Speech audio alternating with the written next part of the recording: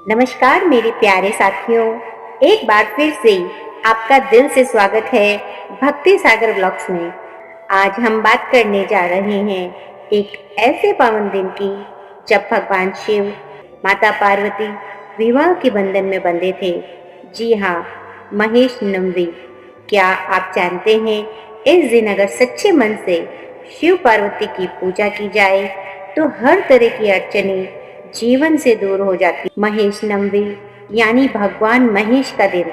नवमी तिथि को भगवान शिव ने पार्वती जी को पत्नी रूप में स्वीकार किया था। यह दिन पवित्र विवाह का प्रतीक है, जहाँ प्रेम, समर्पण, तपस्या का अद्भुत मेल होता है। कहते हैं, जो विवाहित स्त्रियां इस दिन व्रत रखती हैं, उनके पति दीर्घायु होते हैं, और जो कन्याएं मन से शिव जी की आराधना करती हैं, उन्हें सच्चा जीवन साथी मिलता है। यह एक ऐसा व्रत है जिसे सुहाग और संतति का प्रतीक माना गया है। एक ऐसी कथा जहाँ क्रोध, श्राप और आशीर्वाद तीनों का अद्भुत संगम हुआ। जी हाँ, हम बात कर रहे हैं महेश नवमी की दूसरी कथा की। इस वीडियो में मैं आपको दो कथाएं सुनाऊंगी, जिसमें एक कथा शिव पार्वती से जुड़ी है, एक कथा पौराणिक महत्व से जुड़ी है और दूसरी आध्यात्मिक से। यानी कि दूसरी कथा में हम जानेंगे इसकी आध्यात्मिक सच्ची कथा, जिसमें बोध होगा राजा खंडेलवाल का, जिसने वैश्य और जैन धर्म का बोध कराया। तो इन दोनों ही कथाओं को आप पूर्ण सुने और लाभ उठाए इस व्रत का। तो चलिए शुरू करते हैं। पहले हम इसकी पौराणिक महत्व की कथा को जानेंगे। पार्वती जी ने बचपन से ही शिव जी को पति रूप में स्वीकार कर लिया था। उन्होंने तपस्या की, कठिन तपस्या। जंगलों में एक एक पत्ता खाकर शिव का ध्यान किया और अंततः उनकी भक्ति रंग लाई। शिव जी ने माता पार्वती की परीक्षा लेने के लिए एक वृद्ध ब्राह्मण का रूप धारण किया और पार्वती जी के आगे जाकर माता पार्वती जी से कहा कि शिव तो बागंबरधारी है और तुम उनसे विवाह करके क्या ही करोगी। लेकिन माता पार्वती अड़िग रही और तप करती रही। आखिरकार उनकी तपस्या रंग लाई और शिव जी स्वयं पार्वती के सामने प्रकट हुए और उनका प्रेम स्वीकार किया। उस दिन नवमी तिथि को दोनों का विवाह संपन्न हुआ। सोचिए, क्या हम में है वैसा विश्वास, वैसी श्रद्धा? क्या हम भी अपनी इच्छाओं को शिव के चरणों में समर्पित कर सकते हैं? अब आइए जानते हैं महेश नवमी व्रत को कैसे करें। सुबह स्नान के बाद घर को साफ करें। पूजा स्थान पर शिव पार्वती की मूर्ति या तस्वीर रखें। दूध, बेलपत्र, धतूरा, फल, सफेद फूल शिव जी को चढ़ाएं। माता पार्वती को हल्दी, सिंदूर, श्रृंगार का सामान अर्पित करें।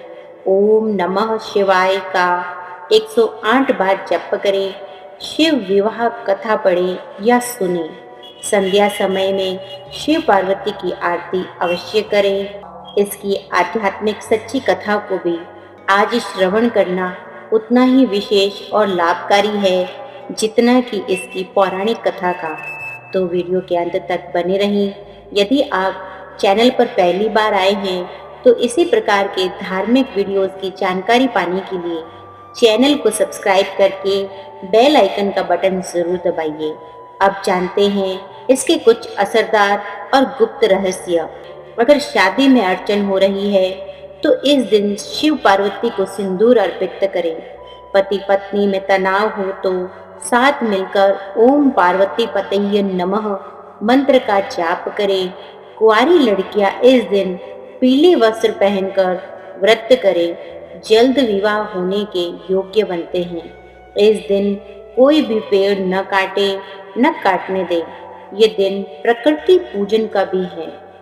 मेरे दोस्तों, ये सिर्फ पूजा नहीं, यह एक रिश्ते का पर्व है। जैसे पार्वती ने शिव को अपनाया, वैसे ही हम भी जीवन में धैर्य, श्रद्धा, समर्पण को अपनाएं। महेश नवमी सिर्फ भगवान की कहानी नहीं, ये हमारी आत्मा की यात्रा है, जिसमें हम अपने भीतर के ब्रह्म, भय और अशांति को खत्म करके शिव तत्व से जुड़ने का प्रयास करते हैं। तो साथियों, अब हम इसकी एक आध्यात्मिक और सच्ची घटना की कथा सुनते हैं। राजस्थान के खंडेल गांव में खड़गल सेन नाम का एक राजा हुआ और वह और उसकी पत्नी बहुत ही धर्मावतार थे, किंतु उनकी कोई संतान नहीं थी। उनकी प्रजा में सभी सुखी थे और एक बार उन्होंने पुत्र की कामना से कामेष्टि यज्ञ रखवाया।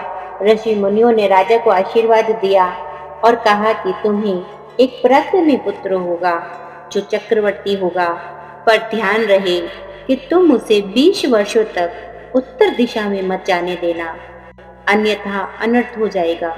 थोड़े समय बाद पंचवती रानी के सुजान कंवर नाम का पुत्र यशस्वी हुआ और विद्या व शस्त्र विद्या में निपुण हो गया। एक दिन एक जैन मुनि उस गांव में आए और उनके धर्मोपदेश से कुंवर बहुत प्रभावित हुए। उन्होंने जैन धर्म की दीक्षा ले ली और जैन धर्म का प्रचार करने लगे। धीरे धीरे प्रजा भी जैन धर्म मानने लगी।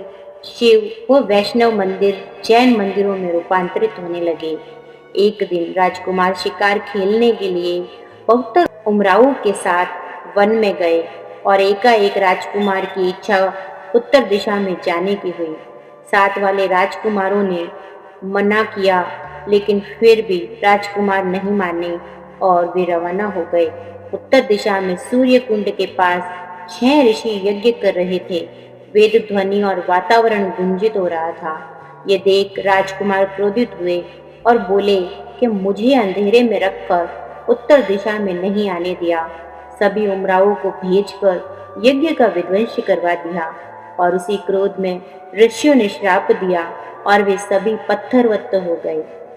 इसी के साथ राजा ने ये सब समाचार सुना और अपने प्राण त्याग दिए। उनकी रानियां सती हो गई। सुजान कंवर की पत्नी चंद्रावती बहुतर उमराव की पत्नियों को लेकर ऋषियों के पास गई और उनसे क्षमा याचना करने लगी।